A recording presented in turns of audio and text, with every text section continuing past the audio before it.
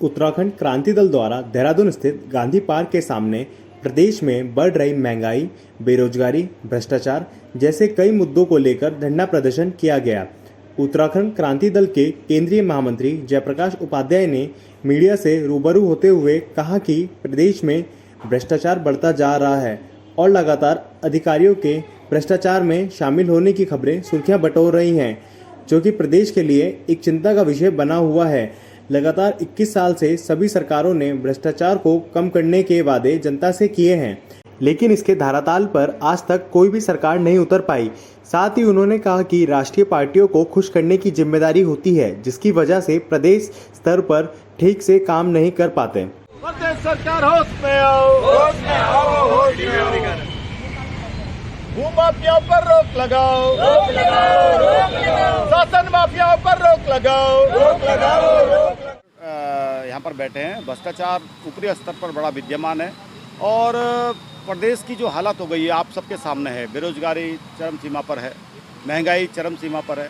उसके ऊपर हम ये जो अधिकारियों के नाम घोटालों में आ रहे हैं और नेताओं के नाम जो घोटाले पर आ रहे हैं, वो बड़ा चिंताजनक विषय है। इस नवोदित प्रदेश में जो 21 साल हो गए हमने भ्रष्टाचार के ऊपर काम नहीं किया, हमने अपना नियोजन में कोई काम नहीं किया। उत्तराखंड क्रांति दल का मानना ये है कि राष्ट्रीय पार्टियां इस प्रदेश का भला नहीं कर सकती। राष्ट्रीय पार्टियों के सामने अपने अकाओं को खुश करने की सबसे बड़ी चुनौती है।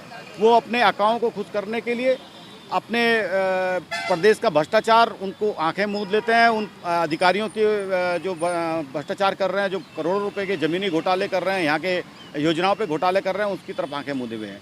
तो राष्ट्रीय पार्टियां ये कभी नहीं कर सकती। उत्तराखंड क्रांति दल ही इस प्रदेश को बचा सकता है, क्योंकि हम आर्थिक रूप से जरूर कमज़ोर हैं, लेकिन विचारों के आधार पर इस राज्य को बनाने और संवारने का काम जो उत्तराखंड क्रांति दल करेगा वो किसी के बस की बात की नहीं है। और राष्ट्रीय पार्टियों को ये सीधी चुनौती उत्तराखंड की जनता को देनी चाहिए कि ये भ्रष्टाचार और महंगाई और बेरोजगारी पर ये लोग आज क्या कर रहे हैं, इस पर सीधे सवाल जनता को पूछने होंगे।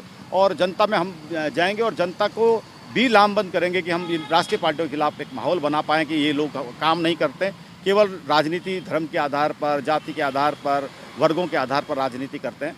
उसका हम विराम लगाएंगे।